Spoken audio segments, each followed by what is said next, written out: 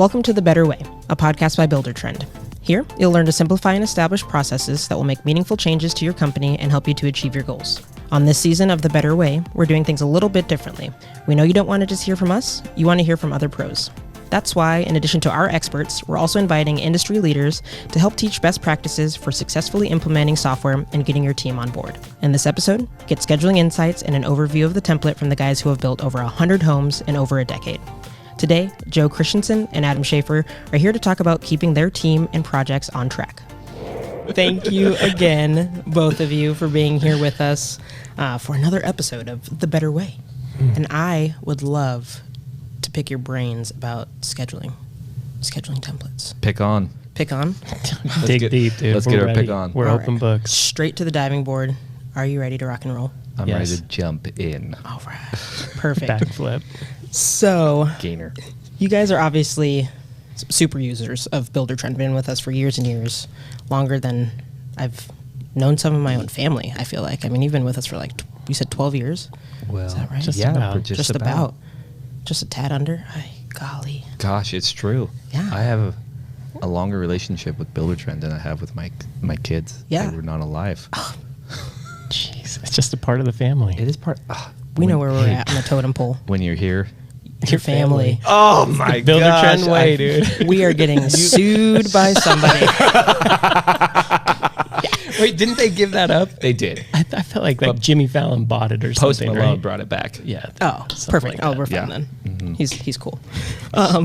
So, with our schedule, right? Our schedule feature. Why has this been such a game changer for your business? Let's dive in. Dive in. Let's dive in. Where did you start with it? Maybe we can start there. Where did you start with the scheduling tool? Because I'm sure you didn't just have like 150 items overnight. And No.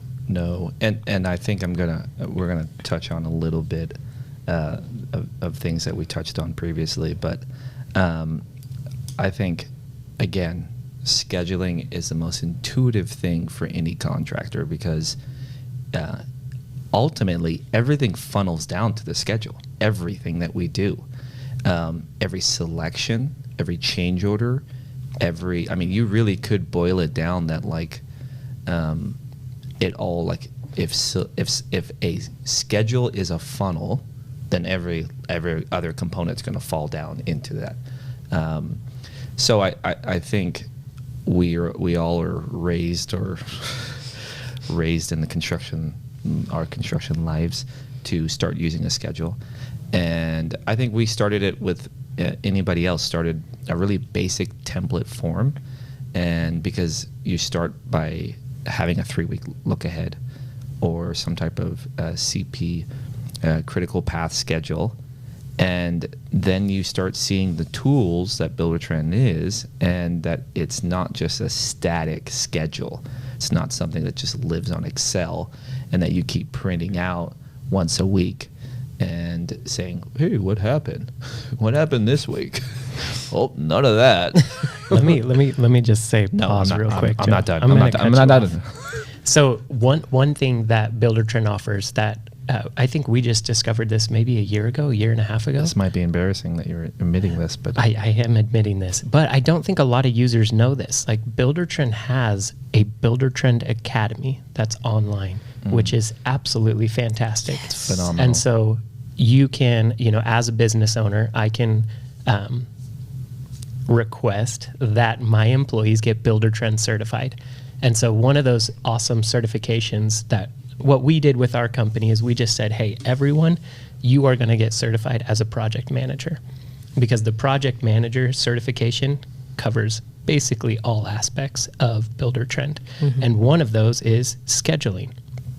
So as a business owner, or if I'm, wanting to start implementing scheduling tools into my business through Buildertrend, that's the perfect way to start the education for how to use this function is get certified.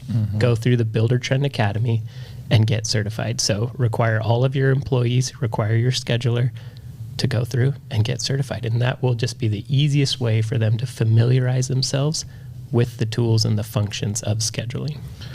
Well, and another component, and truthfully, we are kind of, I don't know I don't know what's the percentage of contractors that know what a CP schedule is. I don't. Adam and I actually we earned degrees in construction management. We had a semester of just scheduling, and when you really dive deep into construction, I mean, there's people who make their whole career circled around scheduling, and there's a massive component to it.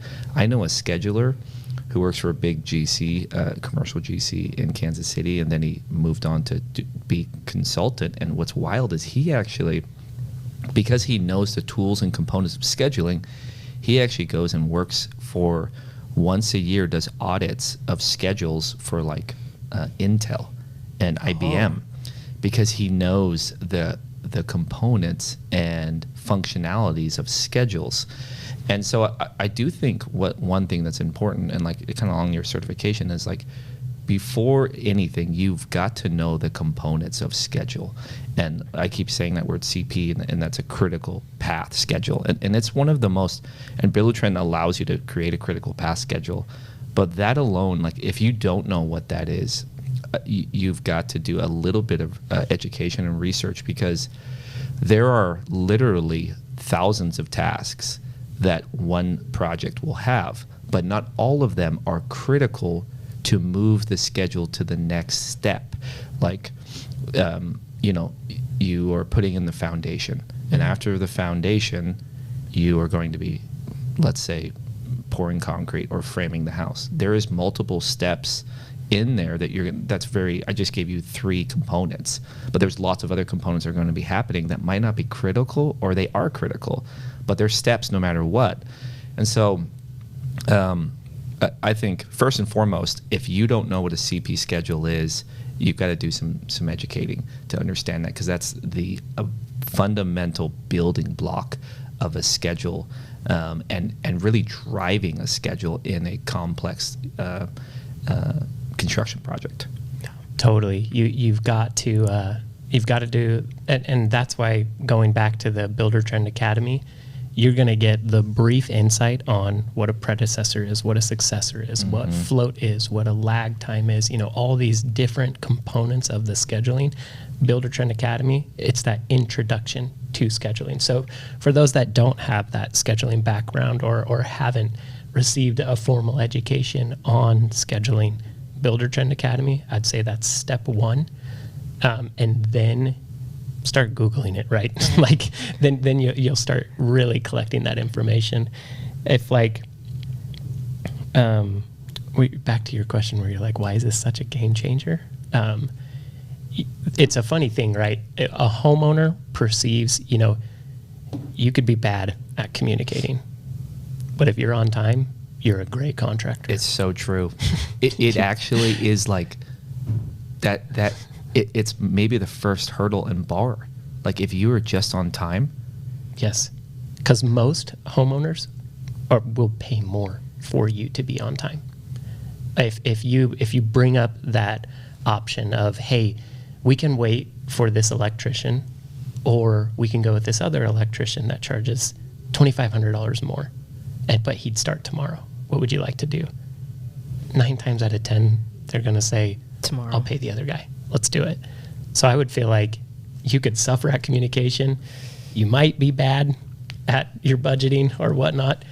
If you're on time, you're a good contractor. It's so true. I mean, really, like you're kind of blowing my mind, because I'm thinking of all the times when like the jobs, maybe didn't have all the other components that we like to call a successful job, but it was on time and ultimately profitable and had a happy client. And makes all the difference. It does. I mean, it totally. And I think that's probably why as contractors, it's the first thing we kind of master or try to master of a schedule, because it does have the biggest like ROI to it. Like immediately, if you do it right, it's like boom, you got it. But I am shocked how many people, going back to that just critical path. I had somebody I know, a contractor who's been around forever, working on the job, and they were saying to me, I was complaining about the critical path, and they were saying, well, things are happening.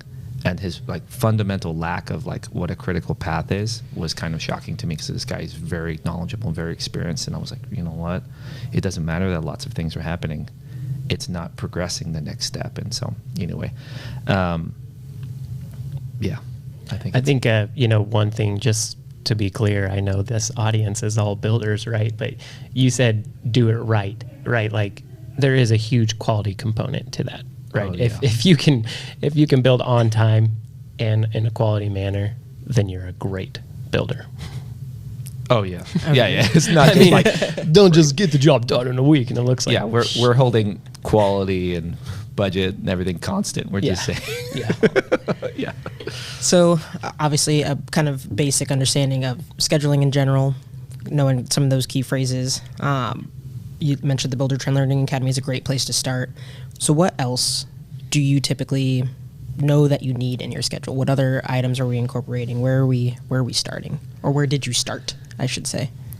I'll take a little bit of this. You could A little bit of this, a little bit of that. Back you up, bro. Yeah, I got back you. me up. Got it. Back. Okay. So I'm going to back up even a little bit more. I think as contractors, if you kind of go from 40,000 foot view, like what we do is assess risk, right? That's how you bid a project. You look at a project and you're like, wow, this is awesome. This might be a 2,000 square foot home, might be a 10,000 square foot home. Ultimately, there's risk in either one. There's risk in the type of client. There's risk where the lot is or where the project is. There's risk in the time it's being built and the schedule that they're requiring and the budget, and then the nitty-gritty details. And so I think when you build out a schedule, you've got to have that kind of mindset. Like, what kind of risk are there? You know, we have a template. Maybe we say, yeah, on a whole, a home can be built in 10 months to 12 months. Let's just say that. But then that's just like your baseline. You have to look at every project and say, okay, what risks are there with this project? When are they starting? Is there going to be a climate issue? There's always weather delays, but how many in here? Is there a risk in the type of material they're trying to ask? Is this stuff imported from China or is it imported from Italy? There's going to be two different kind of components there. Is it, or imported at all? Is the labor going to be an issue? There's all kinds of risks that you have to assess and then build into that schedule. And this is a difficult part for all contractors, and I include myself because I am the worst. I've graduated in certain things, but I was one time, I feel like, bad at these things. That's what I'm saying. So I'm not trying to speak from a high tower that I'm the best always. I was birthed the best. I was not. But like contractors are overly optimistic. We have to be. We're in a freaking crazy industry. So we kind of have to be like, we have to be eternal optimists. Like, we can do it. I know it's impossible, but we can do it. You've got to learn to be a realist, though. And building a schedule is kind of that. Like, you've got to be like, well, I'll be optimistic here, but if you're too optimistic, we all go through this as contractors. We accept too much work. We are overly optimistic, and we get burned. Mm-hmm. And then you eventually become that grouchy, leathery contractor who knows and says, A little scorned. Yeah, a little scorned with the test of time. Oh, and yeah. he says, no, that house can My only way be or the highway. That house can only be built in 15 months. And it's going to have a lot of problems. But the old guy, he's going to talk in days. He'll say, like, Oh, it'll shoot. be done in 111 days. I know. That's actually powerful. I love it when they do that. It's like when my kid is 47 months old. Oh. I have no idea what that means. I know. Thank you for nothing. I gave up on that a lot when I had kids. I was like, I am not. He's a less than mathematician. one. he's less than one. This About yay high. Yeah. But so, like, assessing risk, and I think you've got to have like some big things that have kind of changed the way I think about like a procurement log. You know, do you have a procurement log? Again, that schedule is the funnel to all the stuff that's in the house. And the other thing that's like a risk thing, you could call it like an exposure log. What's your exposure to this project? What's the risk exposure? Is it in budget? Is it in selections? Is it the client itself because they are wishy-washy on everything and you have to hold their hand? So all those things are going to factor, and the big thing is you have to be realistic. And it's hard because you have to win a job too with the schedule. And sometimes that's ultimately like, your pricing should be linked to a schedule. Totally. To piggyback off that, if I'm building out a template schedule, I'm going to start super high level, where it's like I'm going to go through these steps of construction that are what I would perceive as the key steps. So I would start with excavation. I would then go to footing and foundation. I would then go, I would progress with the large items. And then what I would do is I'd get to the finish, and then I'd go back and I would start assigning predecessors, successors, and then I would start adding in the details. Okay, so for us, the way that we've done it is we've incorporated template schedules into every aspect of our business. So there actually is a template schedule for pre-construction, which is something I think that might be considered unique. So our homeowners, on day one, when they're starting the design process, we pull up their Buildertrend account and they get to see the pre-construction schedule. How do we get from point A to groundbreaking, where we are now? Our pre-construction timeline, it's 7 months.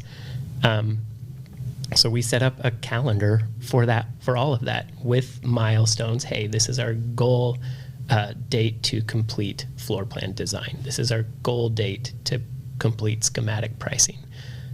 But we use template schedules for all facets of our company, starting from the inception when we're starting pre-con with them.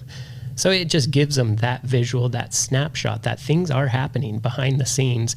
And we do share that with our clients. We share all the schedules with our clients. I think some builders might feel, exposed by doing that, but Buildertrend also has a sweet feature for that, to kind of a little workaround where you schedule, as you're building out your schedule, assign each item to a phase. Yep. And that way the homeowners, they're not going to see all the nitty gritty details that you want to see and that your guys on site want to see. They'll just see the phase of construction. So you won't get the weird questions of like, I don't know, you may have like a soils test in your schedule, and the homeowner starts freaking out. Well, what's the soils test? Is anything going to go wrong? Or maybe, but they're going to see the phased. They're going to see the phased approach, and it's just going to say excavation. And I think what you're saying is you're highlighting something that's just super important.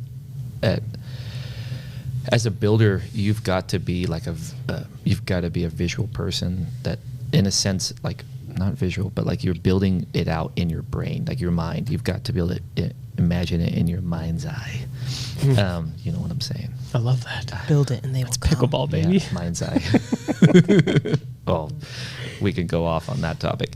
But like, you've got to take a 40,000 square foot, not square foot, 40,000 foot view from the airplane first. And I think, even back up what we do as we start the project, what Adam was highlighting, first with pre-construction. And what he didn't highlight is that in pre-construction, there is milestones, even in the pre-construction, that you have to hit. And then during construction, we have maybe 12 or 15 milestones that we have. And then Got a list. that kind of is that 40,000 foot view. And then you zoom in a little bit more, and then there's certain critical paths that have to be achieved in those milestones. And then you zoom in even more, and you start to see there's even more tasks and data that need to be inputted in there. And I think you've got to start 40,000 foot view to not get overwhelmed and start digging down. And I think a challenge that we have faced, and we still do today, is to get buy-in on that schedule. And I think, just talking, I think we could do better at having our PMs really almost create a schedule and present it to us more, instead of having like a production manager and us do it. Because I do think there's a powerful tool that, as you do this, 40,000 foot view, 20,000, 10, 5, and zoom into this, you're building the house visually, and you can see, okay, this house is huge and it has a lot of steel, and what am I going to have to do when we do, we've got steel going on, and what other components can happen, what other things need to happen as I'm doing that. And as you build it out and assess all those different things, what will happen is as you use that tool, then when you start construction, it will be a powerful tool. Then it won't just be this is a good idea and we're gonna try to adhere to this, and it just becomes something that you can put on the shelf, and but it becomes this really interactive tool that's being used every day and collaborative as well. Yeah, definitely. I think as you're building out your schedule, 100% take your time. As you're building it out, make the appropriate assignments. You can assign your excavator to the excavation line item on your schedule so that they will receive notifications when it's happening. That's a huge tool that the Delays schedules and things have. like that. Yeah. Yep. Yep. Or any shifts. And then I would also say, a lot of times, and I was definitely guilty of this early on, where I built out my first template schedule, and I said, dude, this is it. Start. Your schedule is successful when you bring in your subcontractors. Totally. You need to incorporate them. You need to have that phone call with your electrician. You need to start getting an understanding of, hey, if I have a 4,000 square foot home, it may take 5 days to do the rough-in for my electrical. But if that's an 8,000 square foot home, I need to have that understanding. So involve your subcontractors when you're building out a schedule. But it all starts with the template. Get your template, get the bones there. Mm-hmm. Then as the project progresses and you define the scope of work, you just make the appropriate adjustments to accommodate that scope of work or that home that you're trying to build. Well, and that's when the true magic starts happening, right? Oh yeah. Because when you get the subs, and I feel like we've just been able to be on this, we're at the cusp and hitting this, climbing this peak. I don't think we're there yet, but we're getting close, where you've got all your key contractors, all your ones that drive the critical path. They are assigned to those tasks. They are accepting the schedule. They're saying they're going to be there on Buildertrend, and they're active in responding and all using the tool. And that is when it becomes this ultimate collaboration tool that it really can and should be. It's hard to get there, though. Yeah. It won't get there. I mean, it's taken us a long time to get there, where you're getting buy-in from every sub. And then the bad thing is that we've been through this. The detrimental problem is you can build this schedule and it could look beautiful, and but if it's not active and live every day and it's not realistic, the subs will learn quick and they will not trust it, and you will have the hardest time building back their testimony of Buildertrend and your organization. Subcontractors, trades, they want for them to be successful, you have to be successful, and you have to be organized. They're going to go to the job that is the most organized, that the job is ready, the material is there. They seek out contractors like that. And the moment things are falling off the rails with you and you can't put them back on, they're going to go to your job less. They're going to send one guy and not their best, and they're going to charge you more because you're more of a headache. We are clients to them as a GC, and so they look at us as oh, are you the problem GC, or are you the one that makes them more successful and they're super efficient on job sites? And that's where the schedule has to be active. It has to be something that's living and breathing and adjusted frequently. And I think that's what's so powerful that Buildertrend has implemented with daily logs into the schedule. I had no idea until we started doing that how many subs love to see the daily logs that we're putting up, so they get a live view of what's going on. I don't, I might be, someone might chastise me right now for me not knowing this. I feel guilty already admitting You're this. looking at me. I know. You feel like I'm... I think you will. I think Adam yells at me. There's only love here, bro. Safe zone, right? Safe Always, space. dude. Safe space. I don't know if can a subcontractor put up a daily log? They can comment on them. I know that for sure, because they've commented on ours. I feel like some of our subs are bought in enough with us that they would probably put a daily log up. Like, this is what I did. And I'd be like, dope. Like, like it would be collaborative. Like, I think the more collaborative you can make a schedule, the more active it is, because these guys work alongside each other. It's such a collaborative approach even. I think gone are the days when people are complaining a lot about, like, there's too many people here, there's too many subs here. Like, if you're organized and you make it collaborative, and they like, you're able to help them play nice with each other. I know they collaborate with our daily logs. We were, Joe and I, we were having this same conversation with a good buddy of ours. His name's Brad with AFT. And we were talking about this exact thing where, dude, we're going to lose our subcontractors' confidence in us because our guys, our project managers, they're not updating their schedules. He was like, dude, fireable offense. Make it a fireable offense. And we were like, oh, freak. Yeah, that's true. So then after that conversation, we went back to our office and we came up with daily CCP is what we call it in our project managers. They need to do their daily CCP, which is calendar, contact, plan is what we say. So daily, if necessary, you need to be updating your schedules. And that's the fastest way to gain confidence from your subcontractors. It's the fastest way to get a subcontractor to your site. If you have an updated schedule and you make a phone call, they will answer it, But it's also the most detrimental. If you're not updating your schedules, you will slowly feel that they are not answering the phone every time that you call, or you're going to start waiting a week, 2 weeks. Awesome. Amazing. They subs can make daily logs, by the way. They can. Yeah. We need to do that. We're going to blow your mind later. Oh, see, I knew it. I knew. We think we're super users, but like, there's all these these New little things details that we need to like start implementing. But This just in. This just in.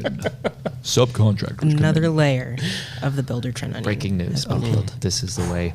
A better way. That's a better way. No, so what I'm gathering is that the schedule is the mitochondria, right? Oh, yes. The powerhouse of the Buildertrend cell. Wow. I mean, the funnel, it's a huge... I like the mitochondria. Mitochondria. I suck at pronouncing things. Like mitochondria of the We've cell. hit another version. Yeah. But it's I a huge construction communication management piece. degree, not a biology degree. You're trying to figure out where that's at? I'm like, so is that the part that's in a cell? It's the left is the femur. It's the nucleus. Oh gosh, no, and I think you guys nailed it as well. It's the schedule is for you, right? For peace of mind for you, but also it's a huge communication piece with your internal team, your subcontractors, your clients, everybody. So, and you said you use, we have daily logs, we have sending out the confirmations, logging the notes. Is there any other ways that you're using the schedule to kind of communicate with all parties involved? Yeah, I mean, back up to milestones, as I was going to, the clients themselves are integrated in that schedule. So our milestone process is, I often say, it's an internal process that has some checks and balances for the project. It has some quality control where hey, this is a milestone. One of them is the framing milestone's a big one I think about. We've hit a milestone, we've dried in the house, it's framed, and there is an activity that we know that the clients know. They get this milestone packet and they see it online. It's also linked in our selections that each milestone has certain selections or choices or whatever linked, that those deadlines are now up. So we know at framing there's certain things that you can no longer change without a drastic change order and a delay to the schedule, which is then cost to everyone. And I think as a GC, this is something that I often hear me saying to younger people that are joining the industry. As a GC, it is your job. You have complete ownership. You better own that entire job. The moment you accept it, you're in charge of the architect.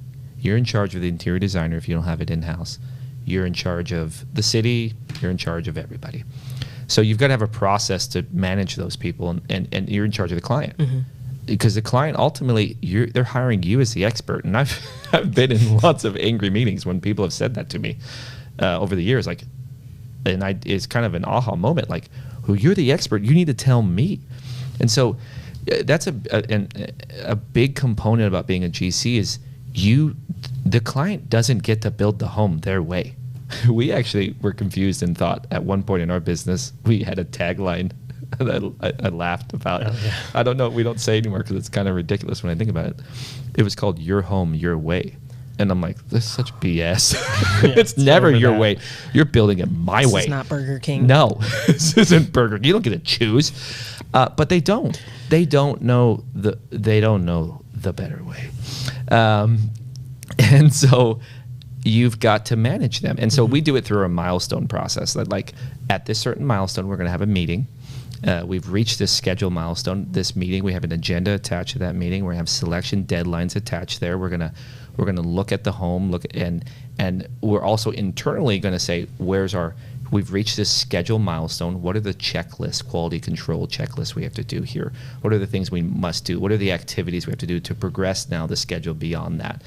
And I do think schedule, you have to schedule everything. There's all aspects, but the client component is a big one. And those check-ins of the schedule to kind of, each milestone for us is kind of like a moment to stop and say, okay, let's have a meeting. Real pulse check. Yeah. Let's meet on site and let's check things out. And the milestones are obviously what they are, a big milestone, or what's another word for milestone? Like achievement of the house, like that goal that progresses the home past a certain step, and obviously has some important things that we've achieved and things that we need to check off and make sure are done. And the clients are very involved in that, and they're also held accountable to that schedule, which is huge. Yeah, because hey, we've had it, and we've done it well, and we've done it bad when after the framing milestone, a client makes a massive change. Like, I'm going to change this covered porch into a dining room. That shouldn't affect the schedule too much, right? Yeah. Not at all. Not at all. And here's the worst thing. Like, you get this way as a contractor when you start with certain clients, especially when you get into custom homes and you kind of graduate into different things, and if that's the route you're going. You actually get to certain clients who you first say, okay, they're going to do this, but it's going to be freaking expensive. There's no way they're going to do it. And plus, we're going to add even more sugar on top to make sure they don't do it. So you're like, yeah, we can do that for X amount. They're never going to say it. And they're like, yeah, absolutely, sign me absolutely up. Do that. And you're like, crap, I underbid it. But then you have to also say, you have to really hold it accountable, because all of a sudden they just disrupted. Now they made it their way. And unfortunately, that does happen in custom building, when all of a sudden you're like, freak. They're now kind of controlling it because they just made a massive change. And you can't say no unless you're going to, in true custom building, you can't really say it. It's hard to say no. So then, but you have to then also assess all the risks, handbrake, and be like, how does this affect my schedule? And really, say, okay, we've now destroyed the past schedule. We have now got to reset everything. And that's, again, try not to be the eternal optimist when those things come up, because sometimes we're always like, yeah, we can do that. Oh, totally. I think you had asked, like, what are some of the unique things that we add in our schedules or whatnot. To just touch on that real quick, like delays, I want to make sure that every builder knows and understands that we don't cause the delays. Okay, let's put it that way. In my opinion, there's 4 types of delays. There's weather delays, there's procurement or material delays, there's subcontractor delays, and then there's owner delays. So no matter, and everything can be tracked back to those 4 types of delays. Put those delays on your schedules so that they are visible to your homeowners. Or if you don't share the calendars, it's visible to your internal crew. So you can always go back and you can reference the calendar and you can count how many weather delays there actually were, how many procurement delays there actually were, how many subcontractor delays or owner delays. Put all those delays in your schedules and it'll save your butt in the end. One other thing that I love we that, by do- the way. That was Well, awesome. it's a huge data It's- set it's too so- to reference. Like you can, and that's how you learn Yeah, as well. Like, totally. where It's can a we great tweak in the benchmark. future if we know we're consistently getting a delay here? Yeah. If there's a trade or that guy. supplier that constantly delays you either got rid of them or talk to him and say, hey, Yes. how do we improve this? Yeah. I Yep. Yes. mean, it's the only way you do improve by measuring your performance. Because we're doing our job. We're the, You know, we the service are provider. calling. Yep, we are the service provider. We're calling the subcontractors constantly to try and get them to the job. Contrary to popular belief, like we cannot force them. We can do everything that we can. We can incentivize, we can do anything, but I cannot physically force them to come to the job. So it's not technically my fault. So we just need to make sure that that's visible to our internal crew and to the homeowners. But one other thing that we do with our schedules is we do quite a bit of our jobs, our cash jobs. And so we also put up a payment schedule That's huge. on the schedule. And we give them a 4-week in advance notice. Hey, on this date or this milestone, there's a payment of $183,000. Yeah, that's liquidate going to those be due. stocks before then because we need the payment. Yeah, totally. So like that's a huge component of the schedule. It really helps on those cash jobs where I can populate my payment schedule at the very beginning of the project and not necessarily have to go back and think about it during the process. And then I get the email from the from the homeowner that says, oh, hey, I just saw the notification because I can assign it to them and it will alert them. I owe a payment in like 4 weeks. And yeah, you totally do. It's coming up. Gosh darn Let's get right. it ready. Yep. And so that's another thing that we do on the cash jobs. Cash payment Little schedule. nuggets everywhere. Yeah. Gold nuggets. You're good at sharing those, by the way, Adam. That Little was gold great. nuggets. I loved it. Dude, it's And- Cardinal Crest for the people. Always. For the we people. build for the people. For the people. Not their way, though. It's our way. Yeah, it's- So I think. Thank you for the golden nuggets here and there. But like, so what other quick wins or pro tips do you have for the listeners out there about scheduling? Because it can be a little scary. I know you guys said Yeah. that like from the womb of buildership, Yeah. scheduling is the bread and butter. But It is. you know, it's a little bit different when it's surrounded by a ton of other features. So what are some pro tips, some quick wins that you have? Okay, I got a couple more. So when you are Do it. building out your template, right, and you have a project manager, one of your in-house guys, and let's just say I'm X company and I have 6 project managers. So I don't want to have 6 different templates that have an assignment to each one of my project managers. I want to make sure I put in like a test name or something for this project manager. So then when this schedule goes live, I can update that user and assign it to one of my project managers. That's incredibly helpful. And you can do that even with your subcontractors as well. So if you're if you're a builder that uses 4 different electricians, you've got 4 different excavators, you know, you can update the template schedule. If you're using kind of like this blank name, I don't know what, trying a generic name for that particular subcontractor. That's huge and that's awesome. Another thing I would suggest is start small, start with the base template schedule. Once you have that in place, then start assessing your business. How many pools am I doing a year? How many remodels am I doing a year? Am I doing basement finishes? Am I doing additions? Then let's start creating template schedules for each one of those specific tasks or jobs that you might get. And that's just going to help speed up production. You're not going to feel overwhelmed when you do get this basement finish and think, freak, I got to build out another schedule for this. You know, start big with the one schedule and then start populating your templates with more specific templates depending on the scope of work. A new build with a basement finish, a new build basement finish and pool, a new build, you know, those types of things are really going to make your business a lot more efficient. Yeah, I think a lot of people might, if they're custom, might think like every house has to be built out in a custom template. Like I can't have templates. Like the idea of a template is too, those are for production builders. But I think what you're saying is spot on. You've got to have a bones, a roadmap, And then as you get into each job, then you'll be able to get into the details and add those. Oh, yeah. And it's super repeatable what we do. I mean, it's...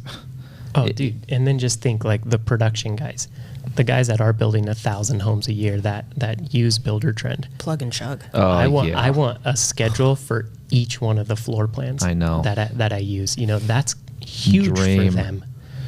So, if you are building the 500 homes a year, that whatever, and you're building specific floor plans, have a template schedule per each floor plan that you're using.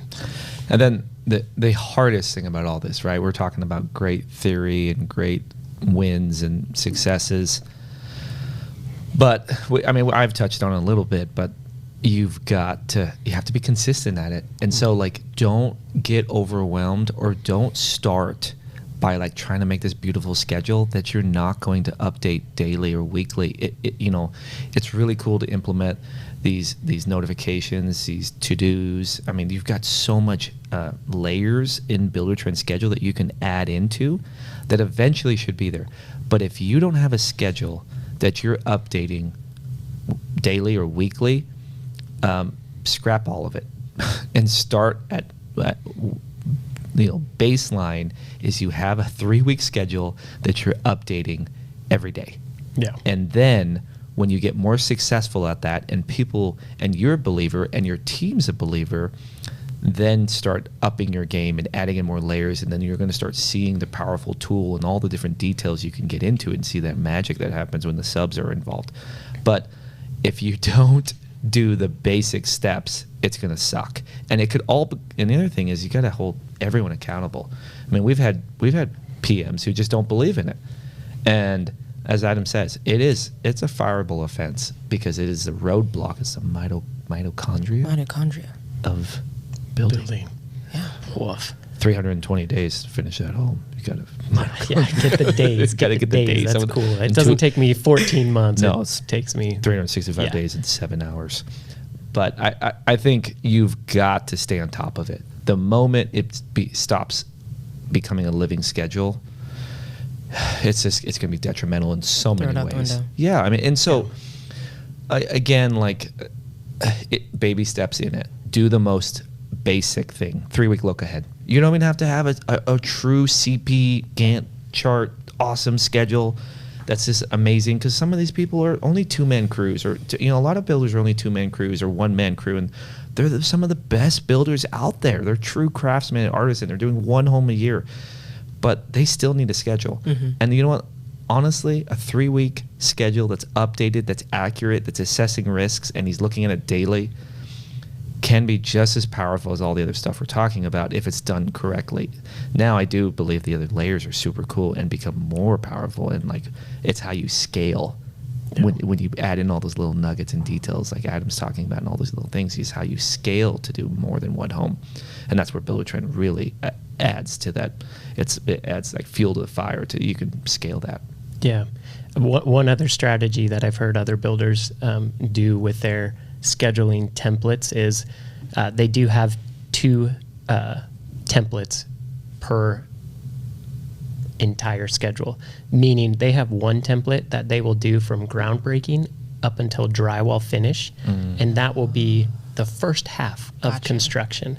And then they have the latter half, drywall to completion, and that way they will then just import the finished schedule once they get to drywall. So I think there's pros and cons to that strategy, and it works for, I feel like there is a builder out there that might be, oh, dude, I don't want to have the whole thing up. It takes me forever, or my home is so custom that I want to make sure that my project manager is hyper focused on getting to the drywall milestone. He's just split into 2 milestones. He's splitting it up into 2 phases, essentially. So I've heard some builders have that strategy to it, which makes sense, I think. Awesome. Amazing. And that's the way the cookie crumbles with Cardinal Crest. Boom. We'll put that on a t-shirt too. Oh, I love it. Oh, I appreciate you guys giving us the insight and scheduling. Mitochondria. Trademarked. Yeah. By Bre Farris. And Joe and Adam. Boom. Perfect. That's all she wrote. A better way. Awesome. Thank you, guys. Thanks for listening to The Better Way. If you're a Buildertrend customer, schedule a training session to learn more tricks for applying software within your business. All listeners, be sure to rate, review, and subscribe to The Better Way wherever you get your podcasts. Visit buildertrend.com/podcast to sign up for the email notifications when the next season drops and explore our original podcast, The Building Code. And we hope you aren't going anywhere, because there's more Joe and Adam in our next episode. Keep listening to hear how they make the selections process easy for their team and for their clients. And just like this episode, they'll even talk about their templates and established processes for the often complicated stage of the builder journey.